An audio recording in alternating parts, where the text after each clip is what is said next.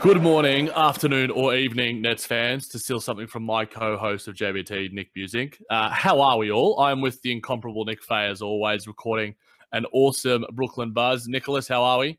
I'm doing great, Jack. Starting to miss Nets basketball and the NBA in general. You know, it's getting close, but we need it sooner.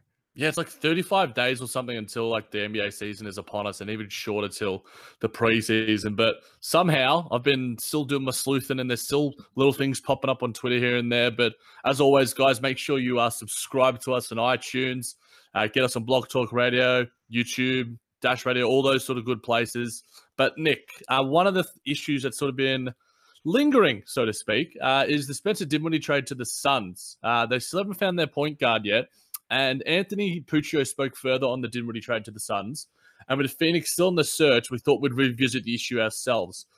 In terms of the information that was sort of given out by Pooch, has anything changed in your opinion about Dinwiddie staying or going to the Suns? What are your thoughts? I think, based off of what I know, and I think a lot of it's what the Nets think of Dinwiddie, I think we wouldn't see a trade until later in the season. I think Pooch mentioned it. There's going to be a lot of teams interested in him. He's arguably one of the most tradable contracts in the NBA. 1.6 expiring. He's a guy that can come off the bench. I think it'd benefit the Nets to kind of sit on him and let him prove to teams that he can come off the bench too, because now you're opening up to a whole different avenue of teams. And, there's no point in trading him now because hypothetically, if someone were to get hurt the first or second week of the season, you have a great backup in Spencer Dinwiddie or somebody who can fill that role. So I think from what I know, I think the Nets are better off kind of sitting on this and waiting a little bit longer to get a feel for his value and whatnot.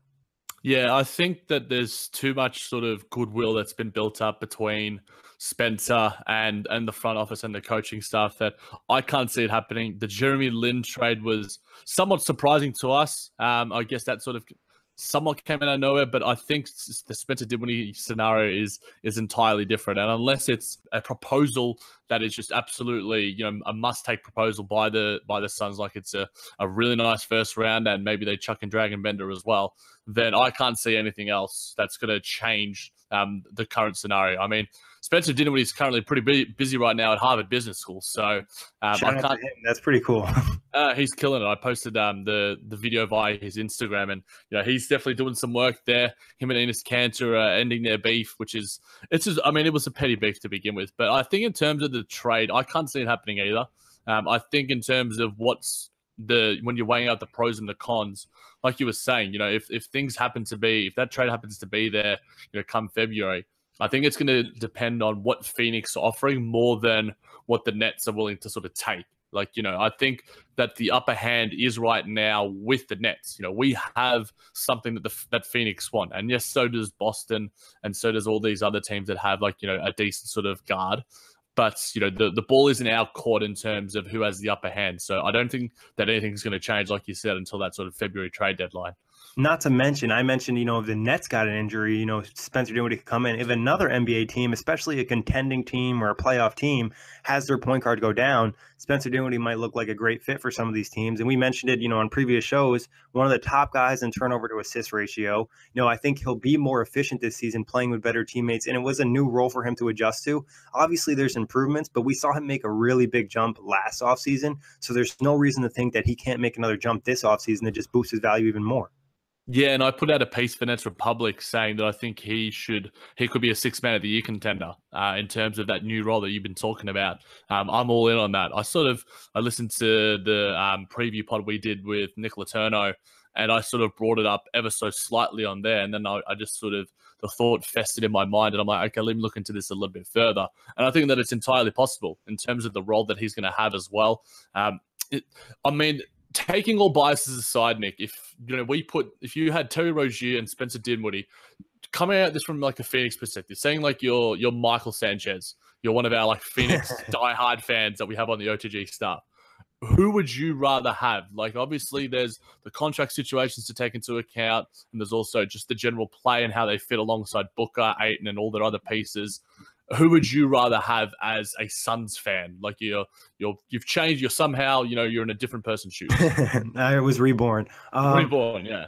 I'm thinking, I think Terry Rozier has a higher ceiling. Like there's more potential there. There's more flash. Like he had some really huge games and more pop as a scorer. I think Dinwiddie's probably a better passer and probably has a higher floor, but I don't know if he could get to the highest level that, if Rozier were to hit his peak. But I think, Dinwiddie's a safer bet, knowing that he actually had to run a team, be a starting point guard for a majority of the season. I mean, Terry Rozier did too, but he had other great players with him. He had Al Horford there. He had Jaylen Brown, Jason Tatum, a lot of veterans, where Spencer Dinwiddie did it with a lot of young guys and nobody he could really rely on other than maybe a DeMarre Carroll. So I think he kind of proved that he's a solid guy. But if you're looking for the bigger risk, but the higher upside, I would go with Rozier. But if you're looking for the safer bet, I would probably go with Dinwiddie. Yeah, I think they both have their pros and cons. I think Dinwiddie proves, his worth and then some with the D'Lo and the Jeremy Lin injury. Obviously, he was running the team for extended periods. He won us games in the clutch, as did Terry Rozier for the Boston Celtics at times, and he did that in the playoffs of all places. When Kyrie Irving went down, Terry Rozier was freaking awesome. He outplayed Eric Bledsoe, a guy who's, well revered throughout the league. Obviously, he's lost some of his credibility to an extent along the way from Phoenix and to a lesser extent in Milwaukee. But yeah, Scary Terry's been awesome. I think you can't go wrong either way for either two. I think both of them will fit along. I'd probably take Spencer just because of his fit next to Devin Booker. I think in terms of just being a pass-first guard, whereas I think Terry Rozier is probably a little bit better and efficient at creating his own shot. But you can't miss, I think, with either of these guys. And I think if I'm Ryan McDonough, I'm probably looking at those two and seeing, what are Boston wanting to take, what is Brooklyn wanting to take, and don't go all in on trying to trade the house for like a Kemba Walker or whatever, because I think you've got a sort of young nucleus that can build, and you don't necessarily need to have a stud point guard to sort of be a real contender going forward. But another thing that sort of popped up early in the week. Since then, obviously, the 50-31 has been released, but Sports Illustrated released their first batch of their top 100 players, and they did the 100 to 51, and DeMarre Carroll is the only net on the list, and he was at number 95. Two things, Nick. Is this too low for a DeMarre Carroll, and should any other Brooklyn guys have been on this list? Because 50-31, there were no nets either. There's plenty of players on there. You mean Joe Harris won't be number one, Jack? No. It's a huge surprise, and I can't believe that Rob Mahoney and Ben Golliver aren't listening to the Brooklyn Buzz right now. But I think, from a personal perspective, I'll give my thoughts, but I'd like to hear yours first. Yeah, I think this is probably fair, DeMarre. Maybe you could boost him a couple spots. Like you and I talked a little bit off the show. How you gauge and rank the players definitely depends on a lot. I could see DeMarre maybe being a few spots higher. Other nets that maybe will be in there. I think consistency-wise, Rondé could probably get consideration. There's other guys in the roster that probably next season after another good year will be in there. But I think for the Nets, it's a lot of players have to prove to do it again. They might have had good moments last year, but I think consistency-wise, I'm okay with one of them being in, but next season, I think they'll definitely have a couple guys, at least in the bottom half of it. Maybe not in the top 50, but I think a couple guys will be in that 70 to 100 range. And for DeMarre to be there, I think it's awesome because, like we mentioned 100 times, he was supposed to be a salary dump, and he turned out to be great. He's been a great leader. He's really helped the culture and set the tone for the Nets in general. And he was obviously like a plus, I think 4.2 for the Nets last year. So I think he's well-deserved. Yeah, I mean, his numbers last season, 13.5 points per game, 6.6 rebounds, 2 assists. He was the real steadying force for the Nets at times. When the Nets were looking for a bucket, DeMarre Carroll was there. When the Nets were looking for a defensive play, DeMarre Carroll was there. His resilience as well was very, very. He was counted upon. He missed a few games here and there, but I think he set the standard, so to speak, his relationship with D'Angelo Russell and such. But I'm a little bit irked, I think irked is probably the best word for it, because I'm not that annoyed or frustrated. It's just mildly irked that, guys like, your boy Caris LeVert, D'Angelo Russell, I don't think showed enough last season to be on this list. But I think Caris LeVert, maybe even a Jared Allen, I think, even you could argue Ed Davis, the new net could be on this list. We talked about his rebounding and his offensive rebounding. I've put out some tweets earlier in the week that like he had one of the best rebounding percentages in the league. So and you know, when you're looking at guys, so if we're DeMarre at 95, from 96 to 100, it's Dirk at 96, 97 is Reggie Jackson, 98 is Pau Gasol, 99 is Brook Lopez, who should be in the top 20. We love our boy Brolo, and number 100 is Lonzo Ball, which to me is almost like a token throw-in. But yeah, I feel like Dirk. Sorry to cut you off, Jack. I feel like Dirk and Pau Gasol shouldn't be on there because they don't even play like 20 minutes a game. You know, like their role is going because these are supposed to be for next season. Like both those guys will probably be playing like 15 minutes a game. I know they're super talented, but I wouldn't consider them top 100 if they can't stay on the floor. And I mean, respectfully, Dirk's a legend, but he can't play any defense right now. Like he's moving as fast as I am on the floor right now. Yeah, look, to throw a hot take in there in terms of non-Nets related, I think Melo is better than Dirk Nowitzki right now. For sure. And that's like not, and I guess it's not that much of a hot take just because Melo, despite his many deficiencies, has shown way more than Dirk did last season. I guess if you're like talking about it, I guess you can grade it however you want, and it's a completely subjective exercise. And who knows, we may have something coming out in the coming weeks for OTG basketball. If you guys want to see that, you know, slide into Nick's DMs at OTG Nick, mine at the JMNJBT or at OTG basketball. It's certainly a fun exercise and one that creates some healthy debate. But where next season, Nick, do you see? You know, we heard Coach Kenny sort of say that we've seen guys take the step up that we see can be like, you know, top 30, top 50 guys. Where do you see a guy like a D'Lo, a Caris LeVert, a Jarrett Allen, or what are their like ceilings in this sort of list? Because the NBA is as talented as it's ever been in, you know, my following and, you know, and maybe ever. And it's hard to sort of see them crack the sort of top 30 when players like Kevin Love, CJ McCollum, and Kemba Walker aren't even in the top 30 right now. So what do you think about our boys going forward? I think obviously D'Angelo has the highest potential. You know, if he were to hit that all-star type level, I think maybe to the 35 to 50 range. Because I think you mentioned, you know, Kemba in the early 30s, and I think he's a level he can get around to. You know, I'm not saying it's going to happen, but I think that'd be potential. I think Jarrett Allen and Caris LeVert could definitely get in the top 100. Considering how they treated bigs and LeVert's not super flashy, I think LeVert would probably get in in the lower chunk, you know, somewhere between like 70 to 100. Yep. And, you know, you and I mean, I think all the Nets fans are super high in Jarrett Allen. I think he could get into that 60 to 80 range. I mean, saw Serge Ibaka was in the bottom 50, and I think Jarrett Allen could easily have a better season than Serge Ibaka had last year because I didn't think he was very good. No, absolutely. And I think Clint Capella was, I think, in the mid 30s range as well. And we've compared him quite a few times. And I think that, you know, Jarrett Allen, from what he's shown in such a short period of time, and I've mentioned this plenty of times. So I think that those numbers are fair. And, you know, I think it's certainly interesting to forecast, but, you know, I think health plays a huge issue in this thing. And, you know, the one thing that's obviously a bit mix and match about this list is, like, you know, they had DeMarcus Cousins at like late 60s, but then they had like a Mike Conley in the 40s.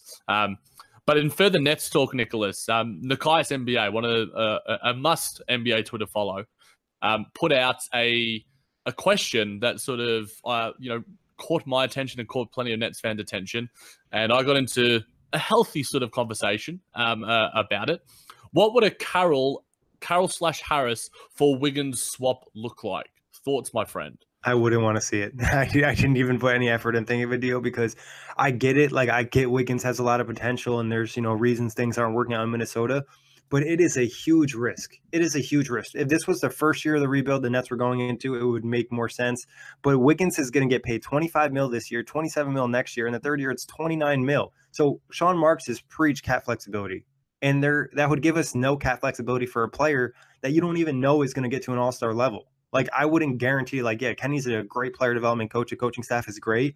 But there's also, like, concerns with Wiggins' mindset. For example, this year, I believe it was rumored that he complained he didn't like being the third role. He didn't like what was going on. Meanwhile, Wiggins is shooting 60% from the free throw line. You know, defense isn't amazing. It was a little bit better. But I think he's a guy that, like, I question if he's willing to buy into, like, a super big team role. And I don't think he's a number one option. I just don't see it. So I personally wouldn't want the trade to happen unless the Nets were to get like a ton of young assets or something. But still, it like pretty much locks up your team cap wise. Yeah, I mean it's one to sort of think about. I chucked in a very ridiculous hot take just to sort of stir the pot a little bit, saying that Joe Harris is better than Wiggins anyway. And I got rightfully called out by Mike Ryan, who is a Knicks fan, but he was also very measured in his debate. And I put out some stats about how effective that Joe Harris was, but at the same time, Andrew Wiggins still has incredible potential. The Maple Leaf Jordan is what he was referred to, going into the draft. A number one draft pick. We sort of took on D'Lo of sorts. When Los Angeles got rid of him, I think that Wiggins as the number one guy would be intriguing. But I think, like you, the one thing that really pushes me off this is that contract. The fact that the front office in Minnesota were just so willing to give it to him without thinking of, future implications about Jimmy Butler, Karl Anthony Towns, and all the rest of it. It just doesn't make sense to me. So I think that's one thing that really sort of taking out the contract, Nick. And then, obviously Carroll Harris, if it's still similar, if Andrew Wiggins still isn't on that contract and he's on, say, let's compare it to a Jabari Parker contract, say it's like a 2-year, it's a team somewhat friendly deal. He's still getting paid a little bit. Does that entice you more as a Nets fan or as a Nets sort of pundit? I think it does. I think it entices me more because you can get out of the contract. You can keep your flexibility. But also, I like Joe Harris on his contract. I don't think Joe Harris is better than Andrew Wiggins. I think Wiggins could obviously, be a lot better player. But I think Joe Harris on that contract in terms of fit with the team, the culture the Nets are trying to set, and then DeMarre, it's tough. I'm just not a huge Wiggins guy. He's kind of rubbed me the wrong way. Also, not a great three-point shooter. And we know the Nets love to shoot threes, and that's a concern. And the free throw percentage, not great. And the fact he loves to do iso ball and shoot mid-range jumpers. I'm just not a huge fan of his game. If it were to be in a really good deal and they were to get him, I'd be okay about it. But I don't know. I once said that, I think at some point they might have trouble getting rid of this Wiggins contract and have to attract a pick or something to it, because I don't know if he's ever going to live up to 29 mil. I know you asked without the contract, but I just don't know if he's I don't know if he has that that mindset to be an all-star dominant type player. Yeah, it's hard to sort of see for what he's proven so far. He's had glimpses, similar to our boy D'Lo. But I think, is he a number 2 guy? Is he a glorified number 3 guy on a contending team? It doesn't seem like he's, number 1 in any sort of sense of the word. I'll throw another sort of Minnesota-related sort of tidbit at you. If you could have Wiggins and he's going to hit at least somewhat of a ceiling, or Butler for a short period of time, who are you taking? You're hitting me with some good questions today, Jack. I'm hosting, mate. I got to be prepared. I was walking to buy 2K today, and I was thinking about the little sort of tidbits that I'd throw at when I had the topics. I got them written down in front of me because you got to do your prep for the buzz. But I want to make sure that I had plenty of stuff for you. For a 2-year stint, let's say, I would rather have Butler. Okay. If we're talking long term, if I had to sign one of them to a 5-year contract, I think I would go to Wiggins because, many of the Bulls and the Timber Bulls or whatever you want to call them, Tibbs is going to wear them out. And I think Butler's going to hit a point where his body, I know he does a great job in the offseason, but unless he goes to a team that substantially cuts his minutes, like a team like the Nets, I think he might be in trouble in the later half of his contract. Yeah, I think again, because I was listening to plenty of the NBA outlet preview pods, including our one with Nicholas Letourneau, the awesome Nicholas Letourneau, and he sort of brought up when we were talking about Jimmy Butler, he's an old 28, 29. When you're playing with, Tom Thibodeau and you're playing 49 minutes per night on a 48-minute game, it's definitely going to be some wear and tear for him. And I think that Jimmy Butler, for as good as his ceiling is, and he is one of, with Kawhi Leonard, Paul George, one of the best two-way players in the game, and in a very valuable position at that sort of shooting guard, wing position, can guard some multiple positions. I don't think he's going to age well. Whereas in comparison to guys like KD and other free agents, which I've got a few questions for you a bit later, I think, I completely agree with what you're saying. But back to the Spencer Dinwiddie thing, I was listening to the Dunked On Brooklyn Nets season preview, and one thing that I took away and wanted to chat with you about was Daniel LaRue believes that Spencer Dinwiddie is more likely to be on the Nets next season than D'Lo, due to his proven NBA worth, his versatility, and his much lower cap hold. Obviously, D'Lo's cap hold next season is quite big, 21.1 million, and Spencer Dinwiddie, who we have right now, is 1.6 million. What are your thoughts on that, Nicholas? I don't see it as out of the realms of possibility. The one thing I would say about that, so if the Nets were to release D'Lo's cap hold, they would be looking for another max type player, and that would mean they get 2 max guys and they let D'Lo go. I think that's the only scenario where they're like, all right, we put the money into him and it's not working out, or he has a really rough season, or they sign like a Kyrie Irving.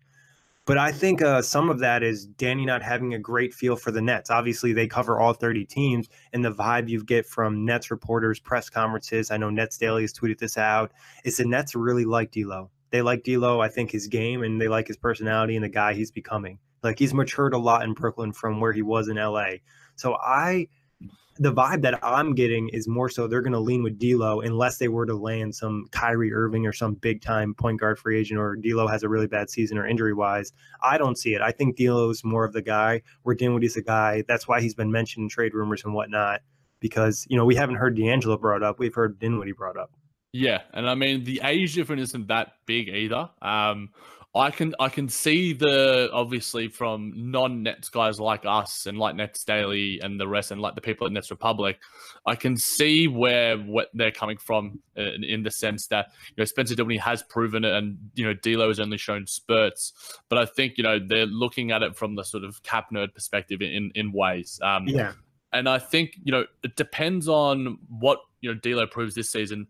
But at the end of the day, we don't have to offer him, what we offered what Zach LaVine got, what Aaron Gordon got. I think that Sean Marks is going to be a little more measured in that. And if he does leave, then we do have very nice guard depth, if you want to count Caris LeVert in that sort of guard wing sort of, and he's a floor general plenty of time as well. That I don't think, if D'Lo were to leave, the franchise would be in all sorts. I think that there's enough depth there as well. But if we're offering... Well, let's say that D'Lo shows enough next season, Nick, but he doesn't realize, like, he's not an all-star like we have said a few times, or he's not, a top 50 player, but he shows glimpses. He plays 65 games. He doesn't play, 70 to 82. So there's all these questions still surrounding him. What contract would you offer him as Sean Marks, discounting all the possible free agent possibilities? I would let the market determine his contract. Right. He's a restricted free agent. I got last dibs on him. I'd be like, D'Lo, maybe I'll come with like somewhat of a vanilla offer, or let somebody else sign. Maybe not sign him right away. Unless I think Sean Marks wants to keep flexibility. He wants to keep his eyes open. So I think maybe he lets see some other players sign. The NBA market contract-wise is one of the hardest things to predict. Like what we saw 2 years ago, people getting max deals all over the place. Now, last offseason, we saw guys signing for very low veteran minimums and trying to play for this year. So I think it's going to be like a combination of things. I mean, it's tough to say. I could see D'Lo's contract, depending on how he plays, being anywhere from like 15 to in the 20s, depending on how his season goes. If he were to play, when the injury concern wasn't there and he hasn't flashed his full potential, I think you might be a little bit more nervous about giving him more than 20 mil. That's why I would probably just let the market determine it. If somebody came and offered him like a max and I didn't feel he was ever going to be able to play enough games to live up to that max or get up to that potential, I might let him go. Because like you said, we could always re-sign Dinwiddie. We got Caris LeVert, who, when the Nets drafted him, Sean Marks, I think Kenny has brought this up. Sean Marks has been like, LeVert can play point guard. LeVert can play point guard. And when they first drafted him, not everybody could see that. But now after last year, it's like, all right, well, LeVert actually could play guard and we could fill in another guard, another spot. And he's showed the ability. I mean, he's not locking down primetime guards, but he's shown the ability to defend point guards too. So I don't think they're in a really good position flexibility wise. And they have like what I like about Sean Marks as a GM is he has his like back covered. Like he has like 6 plans. One plan doesn't work. He's got A, B, C, D. You know what I mean? Like he's always ready for what's ever coming his way. Definitely. But beware of the Sacramento Kings, Nick. They're probably going to offer D'Lo a max. They offer everyone the freaking max. If I was them, I might not. They need some hype. De'Aaron Fox, obviously, who knows what could happen with him. But going back to Jimmy Butler, and I've seen a few things on Instagram, and I thought I'd sort of put them together and throw things at you. There was a trade proposal per Clutch Nets on Instagram. The Nets received Jimmy Butler, whereas the T-Wolves would get in return Allen Crabbe, Spencer Dinwiddie, Caris LeVert, and the Nuggets 2019 first pick. What are your thoughts on this proposal by the Instagram page? Doesn't make sense. because I think you're trading for an expiring contract. You're not guaranteed Jimmy Butler's going to stay. We already know he wants to team up with other players.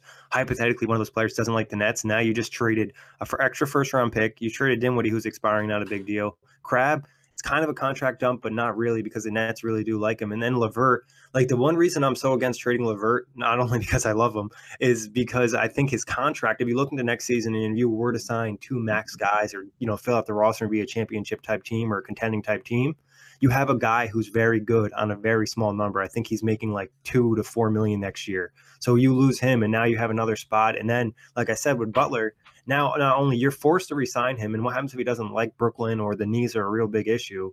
I'm not a huge fan of trading for Butler unless it's like pennies on a dollar because he's expiring. Like, it's not like the Nets are going to get him and contend this year.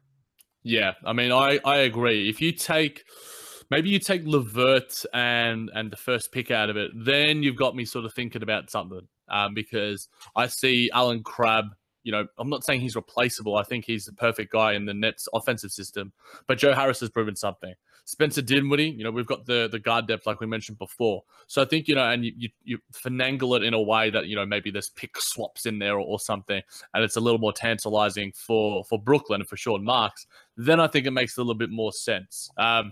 Would you agree with that, or do you think that I'm still, the Jimmy Butler trade still? I think that makes more sense. Yeah. I think even if you were to maybe do a 3-way trade where Dinwiddie's going somewhere else, hypothetically to the Suns, and that first-round pick is going to the Timberwolves, and then they're getting Crabbe and maybe a lesser player in the Nets, like I wouldn't be surprised if Rondé was involved in a deal too. Okay, yeah. And they also could send back, the Timberwolves could send back somebody like a Tyus Jones or Justin Patton, who hasn't really got to play much, but he does have some potential. So, if you got another young player back too, I don't think it's as bad. Or even if they threw in some second-round picks. I know second-round picks aren't super valuable, but it's at least something. I think Jimmy Butler just comes off a little bit scary from what we talked about with the injury and the minutes. And then also just like, is he going to stay with the Nets? I've never heard him say anything that he wants to come to Brooklyn or anything. We heard the talk about the Lakers, and that seems like more enticing to him than coming to Brooklyn.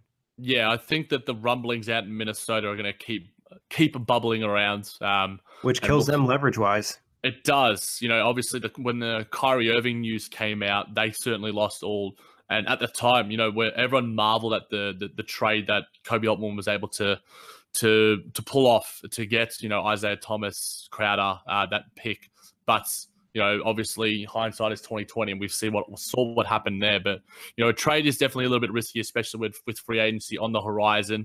But Nick, I've got a couple of others for you. These are some over-unders per Nets region on Instagram. There's 3 of them. And the first one, D'Lo will average 20 points. Over or under? Under. Like we said, I don't necessarily think D'Lo needs to average 20 points to have a great season. I'm more interested in him being a point guard and averaging 8 assists. We talked about, I think we had ideal numbers for him, like 18 and 8. Like, that would be great. I don't really care about the points. If he averages over 20, that's good, but I think he'll be under, especially the way the Nets play offensively. It's not like one guy is taking 20-plus shots a night. It could be a different guy every single night. Yeah, and we saw, that early season form where he was playing 27 minutes a night. He wasn't even cracking the 30-minute mark, and he was still getting 21 points and like 5, 6, 7 assists per outing. If he, that minute load increase, he's healthy and he can play 32 minutes, there's no reason to say where he can't average 20 and 8 or 21 and 8. I think that number is a nice number. If you change it to 18, I might go the over just because I think that D'Lo one of his best potential is his scoring, but his passing, while an elite skill, is something he needs to tighten up because of the turnovers. And I think that's one thing that the coaches have been really on him about and will be really on him about going into next season as well. So I think that, if we were to say maybe change it to 17 or 18, it'd be a bit of an easier question. But who's to say that he can't get 20 and 8? I think that, he's got all the potential in the world, and I think that's one that's going to be to watch going forward. But your boy LeVert will average 16 points. Over or under? That's a tough one. All right, I'll say this. If he starts, he'll average over. If he doesn't start, he'll average under. Yeah. Okay. So I cheated. Yeah, that's fair. That's fair. You're allowed to. This game, we're making up the rules, mate. We can do what we want with it. Yeah, but I think under as well. I think that LeVert's peak would be a 15, 5 and 5 because I love his versatility. I did a piece for Nets Republic as well, and Carroll in terms of his flexibility and in his versatility in terms of, on both ends of the floor. It's going to be... Sorry to cut you off, Jack. You must read that piece. It's one of Jack's best work. Check it out. It's on Nets Republic. I loved it. That was probably one of my favorite pieces of the year. Yeah, make sure you're following that site, guys. They're putting out some awesome content. I've got another one coming out in the coming days as well. I put out like the Spencer Dinwiddie piece, like I mentioned. Nicholas Letourneau is an absolute Nets behemoth, as we are at the Buzz as well. We've having him on, and we'll be having him on in future pods as well. But I think, the Caris LeVert one is interesting. And when we get into our player preview series, it's going to be really fun sort of projecting these guys. And so I want to save a little bit of my information and my predictions for that. But the final one, Nicholas, Alan Crabb. We are Crabb people at the Brooklyn Buzz. Crabb will shoot 40% from three, over or under. I wish I could say 40 on the dot. I guess I'm going to go with over because we've seen him shoot over 40% in a season. Last year, he looked a lot more comfortable. The Nets should be a better team, and he should get more open shots. And Kenny will have a better idea where to fit him in and kind of get him in a better position so he can really get his full potential out there. So I'm going to go over. Yeah, I think that his best, was in Portland was like at that 42% range. So I'm leaning to slightly above. But I wouldn't be surprised, and I wouldn't, it wouldn't be the end of the world if he shoots, 39.5% from three either. I think he'll be 39 to 41. I think that's the range I expect from him this year. Yeah, I think it's an arbitrary number, and I think the added depth that we've sort of added alongside him, guys that can shoot a little bit, guys like Jared Dudley, Trevion Graham, Shabazz Napier, Joe Harris is going to continue to hopefully continue his form from there. I think that that's only going to bode well for Alan Crabb, as well as his health. I think that he seems healthy from all the things coming out, and I think going into training camp and the preseason, we should see some good things from him. And he's fit. He's the glue that sort of holds this offensive system together, because when you want that 3-point shot, Coach Kenny, and then, it's a timeout or whatever, when you want a 3-point play, you're making a play for Alan Crabb, because he is, as much as I love Joe Harris, I am going to be objective right now. It's funny, but I'm going to do it. But I think Alan Crabb, thank you, sir. But he is still, Alan Crabb at his peak is one of the best 3-point shooters in the league. Joe Harris is as well, but I think Alan Crabb has the ability a little bit more off the dribble.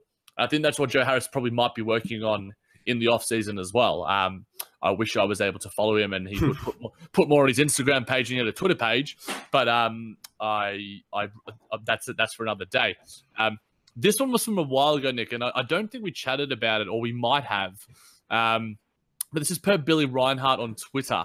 In terms of, he had a couple of scenarios that he put out. Which scenario would you prefer? So I think we can chat about them, and I think that'll probably be the best, and then we sort of maybe give our opinions on it. But one of them says, sign Kawhi and keep D'Lo. The other says, add Kyrie and Butler but lose D'Lo. The third is tank for RJ, Cam, Nasir, or Zion. And the last one is re-sign our own free agents, so D'Lo, Rondé, and the rest, and add Tobias. The first one, sign Kawhi and keep D'Lo. What are the positives, the negatives of that, do you think, Nick? I mean, to me, that's the most enticing so far, just because I think you get Kawhi. It's just like any sport. Anytime you have one of the best players in the league, and I think, we'd agree that he's at least top 5. If he comes back, he's 100% healthy. One of the best two-way players. And defensively, the Nets need a ton of help, and he'll come in there and set the tone. And I mean, he's a guy that actually can defend LeBron James. He can defend KD. He can cause problems for other offensive players. And if you're re-signing D'Lo, that means that he probably had a really good season. So I think that's the pros of that. I mean, negative-wise, there isn't really a ton. I mean, maybe you want to add the other star to get a little bit better contending-wise, but if you were to only re-sign Kawhi and D'Lo, you'd still have cap money out there to spend on other things. So you could fill out the roster with other solid players, and there's still plenty of growth on the team with the young guys like LeVert, Allen, RHJ, and whoever they, keep, and Musa could, take a jump too. Yeah, definitely. I think that for me would probably be my number one if I was to rank them. The add Kyrie and Butler but lose D'Lo one is intriguing because the rumblings came out in the offseason early in the free agency period about Kyrie and Jimmy wanting to team up, and obviously they're two of the top tier free agents of the next class coming out, with guys like Clay and KD and Kawhi, like we've mentioned. So I think that those two would definitely bring some cachet and allure back to Barclays that we've never seen before in the tenure since the Nets have moved to Brooklyn. So those are certainly the positives, but we've we've spoken probably already on this podcast about the history of Butler and, his obviously the negatives behind him. And losing D'Lo would mean also that he hasn't reached his potential most likely, or like we said, that maybe another team is enamored with him and decides to give him a contract that we just don't want to match. And at the end of the day, I don't think D'Lo at his best is ever going to be as good as Kyrie at his best. I don't think that that's anything that many people don't know, but Kyrie at his best, despite some of his injury history, which D'Lo has experienced himself in his short career, Kyrie is an absolutely dazzling point guard and can change a game on a whim.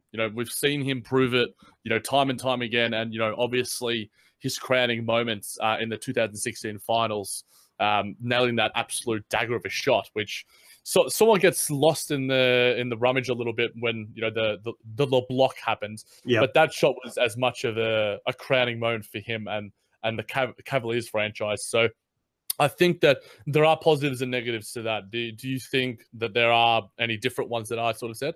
Yeah, I think like you said, Kyrie's one of the best closers in the NBA, period. Like, there's not many guys that can get a bucket the way he can.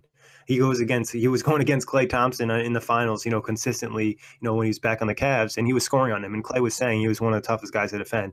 I think you look at that, brings the Nets as instant contenders in the East. You add those two guys, two of the probably top 5 players at their position, bring them in. Now the Nets are contenders. The only, I think, one con of that would be both guys have injury histories. And, at the later parts of that contract, you could be dealing with a Jimmy Butler who's, having a hard time staying on the court, or Kyrie's knees can kind of act up again, which has been an issue in Boston. So there's some risk with it. But like you said, it would bring some major hype to Barclays. I mean, Kyrie and Barclays would almost bring more hype to Brooklyn than the Knicks would have. If the Knicks weren't to get Kyrie and he were to go to Brooklyn, I think you might see some fans even turn over.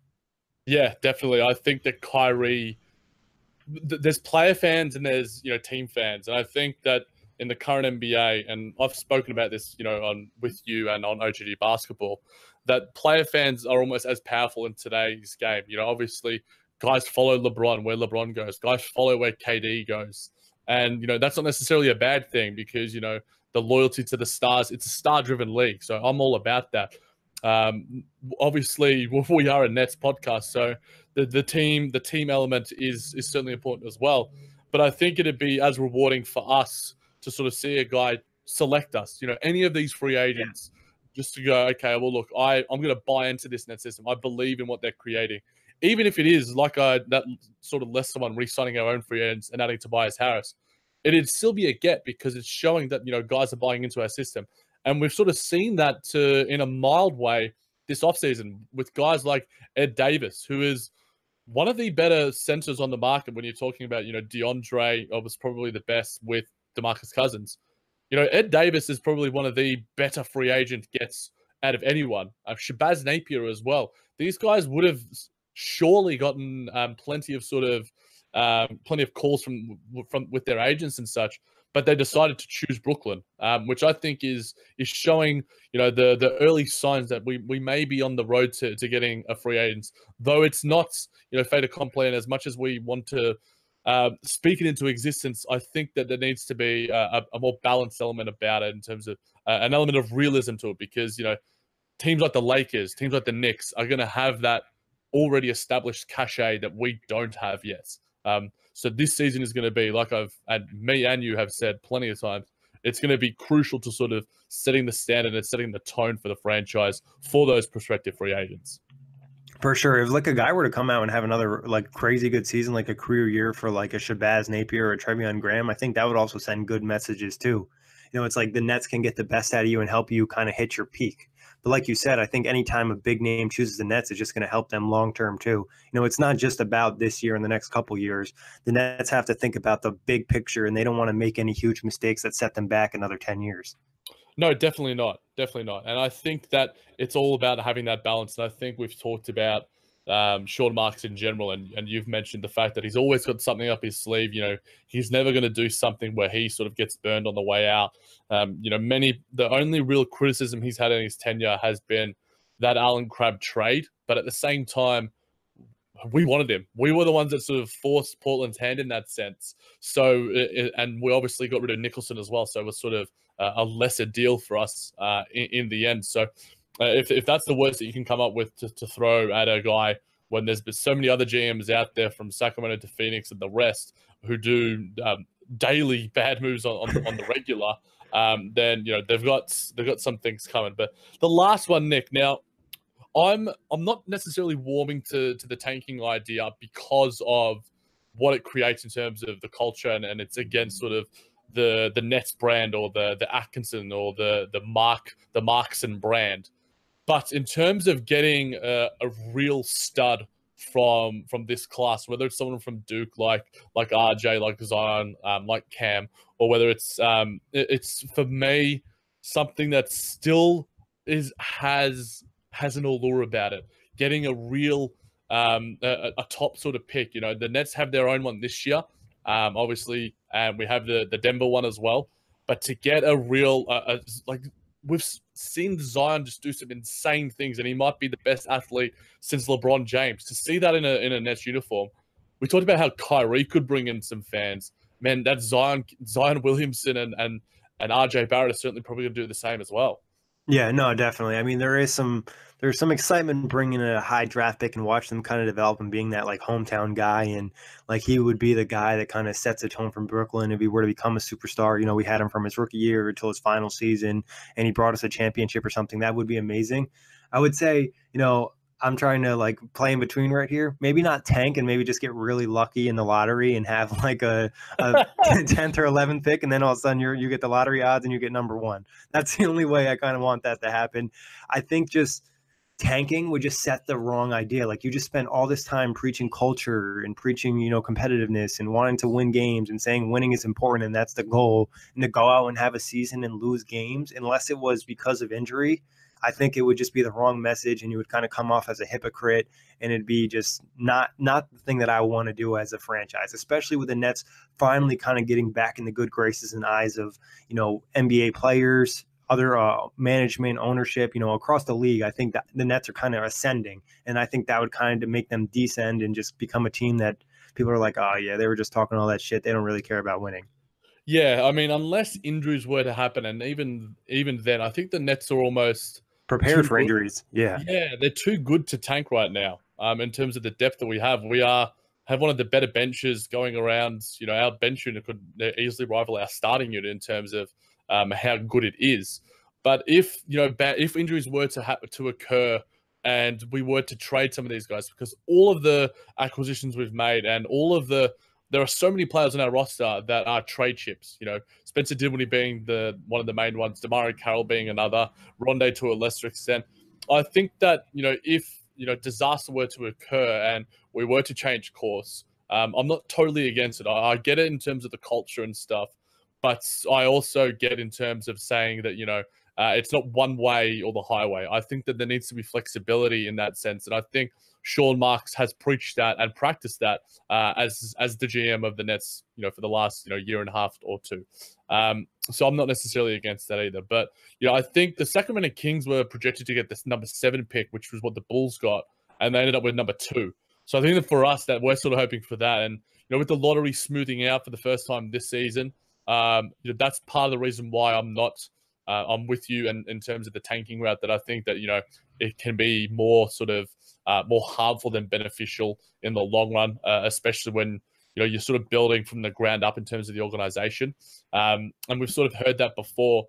And Steve Kerr, I don't know if I mentioned it before on this podcast, but Steve Kerr has sort of said that, and he talked about Brooklyn in the sense that when you're building something and you have like the established talent already there, you need to build a culture over the top of the talent.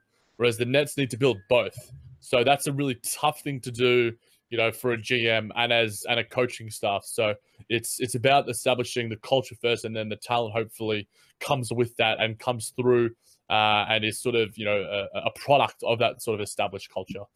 Yeah, for sure. I 100% agree. And Jack, I actually forgot to mention, we do have one question from one of our listeners. They emailed me earlier this week, Malcolm Edwards, who's over working in Africa. Big shout out to you for listening to the show. Any type of support to everyone who supports us. We appreciate Africa. How is someone listening to the Buzz in Africa? Like, if guys, if you aren't subscribed on iTunes or whatever, and a person in Africa is able to listen to us, it's pretty insane. And thank you so much to Malcolm for his question. But what did he have for us, my friend? So it is a little bit of a long question, so give me a sec to pull it up. Now that we have our own first-round pick from here on out, what would be your preferred way of building this team to contention? Pretty similar to what we just talked about, but it's a little bit different. Would you rather, A, keep the current core intact? Side question, who do you think is part of the core?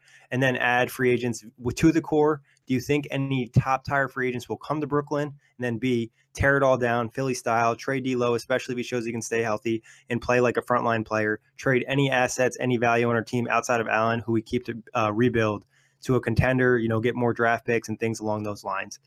Which way do you work better for you? But I think before we tackle A and B, we can decide who's the young core. Yeah, so the young core, I think, is D'Lo, Karras, and Jarrett. To a lesser extent, on maybe if we're sort of doing tiers, like we sort of talked about in other sort of topics, then I think you can probably chuck, Rondé, Spencer in that sort of second tier. I think the core tier is D'Lo, Karras, and Jarrett, and I think most Nets fans and Net pundits would think about it. Is there anyone else that I'm missing? Joe Harris, he's still kind of young, isn't he? Yeah, I mean, we could make the argument for you, Jack. I think maybe you throw Musa in there. The Nets seem pretty high on him, but he is a rookie, so it's kind of like, is he part of the core? We don't really know yet, but I think based on what we saw, he seems like he'd be part of it. Maybe tier 1, maybe tier 2, but I agree with what you got. I think D'Lo, LeVert, and Allen are the guys that have the most potential still to show us, where Dinwiddie and RHJ still have some more to show, but not as much as the other three. And what were the options in terms of the A or B? It was like tear it down and get rid of all those guys and, go the tanking route to sort of rebuild. So A would be just kind of, keep the core together, which we just talked about, and then try to attract top-tier free agents. And would you be okay? He also mentioned, would you be okay settling for Tobias Harris or Chris Middleton? And the B one was just pretty much tear it all down, trade everybody away except Jared Allen, and just get more assets and go the Philly route. Look, it's a really tough question and a really good one at that. And I'm not just blowing smoke up Malcolm's bum for that sense, but I actually think that it's hard to sort of gauge because there's such differing, scenarios and options. I'd probably go with the safer route in terms of keeping our core because it looks better to outside perspective. Everyone sort of like, it's the whole tank or that's the only way to rebuild a franchise, I think can be lost in the midst a little bit. Obviously Philly have done it and they struck gold, but at the same time they also got Nerlens Noel and Jahlil Okafor who aren't even on that team anymore. So to do an extreme Sam Hinkie requires an extended period and a buy-in from ownership. And Sam Hinkie doesn't even have a job anymore. Obviously, he is a messiah out in Philadelphia. To an extent, sure, Marks is to us, and in Marks we trust. Shout out to Flatbush in Atlantic. So I would go the safer route because adding in Chris Middleton or Tobias Harris, I think we talked about him before. I love Chris Middleton. I'm super high on him, man. I'm super high on him. I think that he has the potential to be a number one, if not the perfect number 2 guy. He's already proven that in Milwaukee, and he's proven it in the playoff series against Boston, where there were times that he looked like the go-to guy over Giannis because he could just create his own jump shot so much better. And I think in our system, Coach Kenny would just be all over him. Tobias Harris, I'm a little less on. He has really good offensive upside, but I don't think that he's got anywhere near the potential or the upside or the ceiling that say Middleton does. Like Middleton right now, you could argue is top 30 player, top 40 player. Tobias Harris, 50, 60, maybe even the 70s. And I don't think Harris is going to get any bigger. Now, I don't think Middleton is necessarily going to get any better, maybe a couple of spots, but he's already established, in a really sort of elite range in terms of being, a really superstar role player, so to speak. And he has some nice defense, some nice versatility, and like you said, he hit some big shots in the playoffs. He dropped one from like the scorer's table that tied up the game. So big shout out to Middleton for the way he can play. And I just I think Milwaukee, obviously Bud going over there now being the new head coach should help the spacing. But over the last 2 years, they really haven't had many 3-point shooters. If you put him on a team with more spacing, his shots are going to get a lot easier than what he's had in the past. So I'm going with option A as well. Pretty much similar to what I just said. Is I think it's just sending the wrong message if you were to tank. And then tanking, all it sounds so great. You get all these high picks and everything works out. Everyone points to the Sixers, but let's look at Orlando. Let's look at Phoenix. Let's look at Sacramento. Those teams have been bad for a while, and they've had a ton of top picks, and things just haven't worked out. You know what I mean? There's no guarantee when you go the tanking route.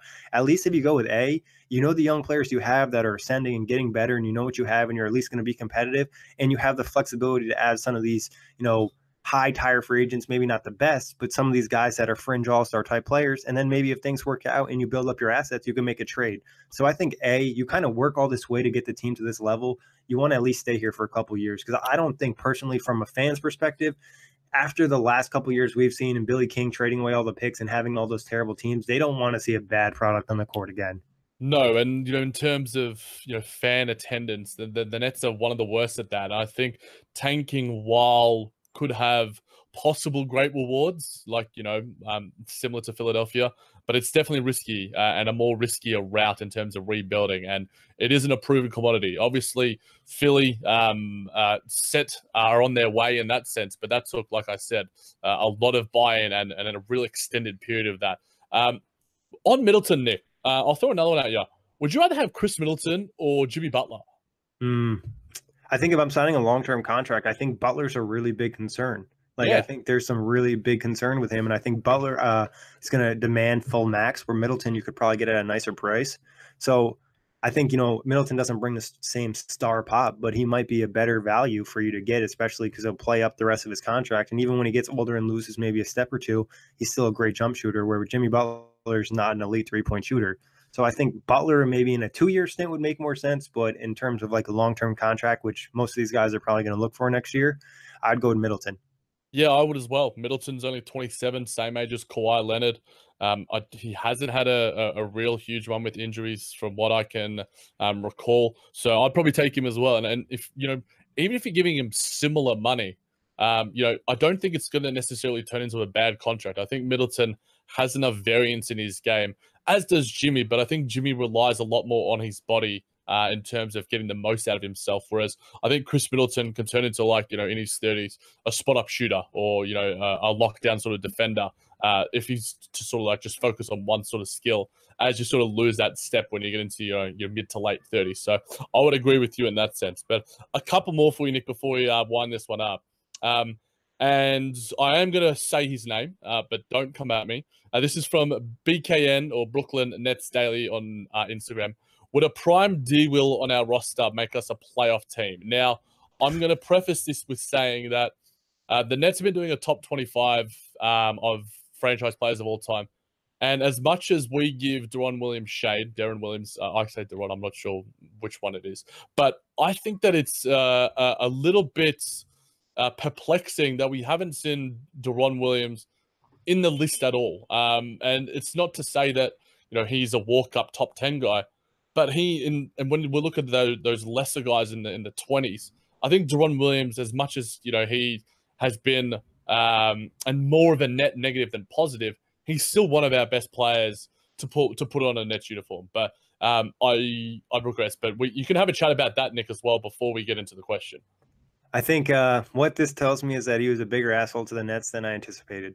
I think, Jason Kidd had his issues and, he was an asshole, but he took the Nets to 2 finals appearances. He was great. He turned the team around. He set the tone in New Jersey. And it was really more so the Nets' fault that Jason Kidd wanted to leave. Obviously, he kind of forced a trade out, but they weren't putting money into the team. They were not re-signing Kenny Martin, trading him away. They just did all these things that kind of push Jason Kidd away in a sense, where Deron Williams, dude, they put you on a team with KG. Obviously, they're at the end of their career. KG, Paul Pierce, Joe Johnson, Brook Lopez. You had a solid bench, and you just complained a lot, and you just did not step up and take that leadership role. And I felt like D-Will just didn't want to be part of the Nets. I feel like he signed his big contract, and after that, it just felt like he had such a negative attitude. And I remember reading the articles, and I think it was the New York Post, where he literally tried to fight Lionel Hollins one time. He complained one time because the cuticle on his nail was messed up and he threw a fit at practice. So it just seems like maybe the attitude is the reason he's not top 25. I think talent-wise, we saw enough of him. He had enough big moments where he should have been in there in terms of talent, but I think he was just really an asshole off the court and rubbed a lot of people the wrong way. He must have did something something really bad. Like there's something that we don't know about that's never got let out, but I think he probably did something that was really negative. Yeah, I think that all of those things are certainly a reason why. But, you know, a prime D Will was a 21 and 10 guy. So if we put him on our roster right now, say, have him in that sort of starting backcourt with either D'Lo or Crab or whoever, does that make the Nets, you know, you take out the sort of off-court issues, does that make the Nets, you know, a playoff team? Does it make them... Probably. Yeah, because Deron Williams was arguably at one time maybe the best point guard or the second or third best point guard in the NBA, you know, top 10, top 15 player. He was carrying teams. 20 and 10 was his nightly basis. He could drop 30. He could light it up from three. His defense wasn't bad. I think the Nets would probably be a playoff team if we're getting prime Utah Deron Williams. Not anything we saw with the Nets, but in his Utah days. Yeah, and I think as well, you know, the debates, you know, when I was sort of starting to become, you know, a sort of NBA fan, I remember the debate was Chris Paul or Deron Williams. Now it seems like a joke. now we can safely say that Chris Paul, you know, the point guard himself, is one of the best point guards of all time. And, you know, we're still paying Deron Williams to do some MMA podcasts out and wherever he is now. But yeah, I agree. Shout out to D-Will. Hope you're listening, despite the shade. But a final one, Nicholas, getting back to our boy D'Lo. NBA Guru posted something on Instagram saying that there are 25 point guards who are easily better than D'Lo. And my boy, the man himself, the 2K cover athlete in Australia, Ben Simmons leapt to his defense with a comment saying, and I quote, "You're tripping." Funnily enough, Hoops Hype had an article that listed D'Lo as their 24th best point guard in the NBA. Dinwiddie was in that list as well at 29. What are your thoughts on, one, my boy Ben Simmons, who is awesome in so many different ways, but also the ludicrous comment that D'Lo isn't, like, the easily comment is the one that gets to me a little bit. Yeah, I don't think easily. I mean, if you want to say last season because he didn't play and miss a lot of time was inconsistent, but going to this year, I'm pretty confident he'll be a top 25 point guard. Like, I think that there's a chance he could get into the top 15. Like, he's that good. He has that type of potential. It's about being consistent and staying on the floor. If your argument is purely based on injury and him not, you know, being on the court and missing time, then yeah, sure, whatever you want to say that. But say the top 20, he's not, you know, there's 25 point guards easily better than him. It's just kind of a push. And it just seems like that person's a D'Lo hater. Yeah, and I think, you know, he's probably one of those people that slides into... He's probably a Lakers fan. Yeah, and he slides into Kevin Durant's DMs to start, like, beef with him and stuff. You know, in that list, and, you know, shout out to Hoops Hype as well, because they featured one of my tweets on their article, so I'm all about... to them. Show Jack love. Thank you, Hoops Hype, one of the best, like, you know, NBA websites outside of otgbasketball.com, but they had around the range, if we were to give it a little bit of a discussion, 23 was Isaiah Thomas, 22 was De'Aaron Fox, 21 was Dennis Smith Jr. I think D'Lo easily... better than all those guys. Yeah, I think right now he's proven that he's probably better than those guys. You could argue Isaiah Thomas, if he can get back to, you know, we talked about Spencer Dinwiddie as a sixth man of the year contender. I think Isaiah Thomas, you know, under Mike Malone in Denver, could get back to that. I'm all about sort of, you know, glass half full guys. So, and, you know, De'Aaron Fox, you know, he showed some nice moments, funnily enough, against our Nets as well. And Dennis Smith Jr. is just an absolute, just one of the most athletic point guards going around in the league right now, not just in terms of young point guards. So he's like a human muscle. It's insane. Like the amount of quick twitch fibers that dude has is just insane. But it's fun to debate, but I think, you know, we could see our boy D'Lo crack the sort of top 20. We've talked about the fact that he could be a fringe top 10. Next season, Nick, what are your thoughts? Where do you think that he finishes?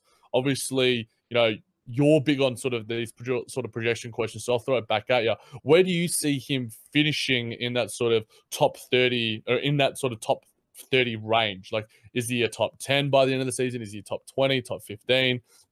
Give me a number. I think he'll be between probably like 10 and 20. It's hard to really gauge an exact number in terms of health and his role with the Nets. I don't think he'll get into the top 10 this year, but I think he'll be probably somewhere between 12 and 18, maybe, if I'm being like as specific as I can. I wouldn't be surprised if he got higher or lower based off of potential and injury concern. Yeah, and like I'm looking at this article right now. It's nice to sort of see the names because you can sort of gauge because, you know, Frank Urbino, who's also a very good writer for Hoops Hype, he had like a guy like a Ricky Rubio at 17, Jeff Teague at 18, which I would agree with. Those two guys are very good established point guards. Ricky Rubio, I think, is awesome and has the best hairstyle in the NBA, and I'm trying to get that Ricky Rubio. And Good Jeff beard Teague now is too. a very, very slick looking man. You know, I'm a big fan of D'Lo's style, but I'm jumping on the Ricky Rubio bandwagon as well. But Jeff Teague as well is a very established guard, and you know, his sort of consistency, I think, is one of his more underrated aspects of his game.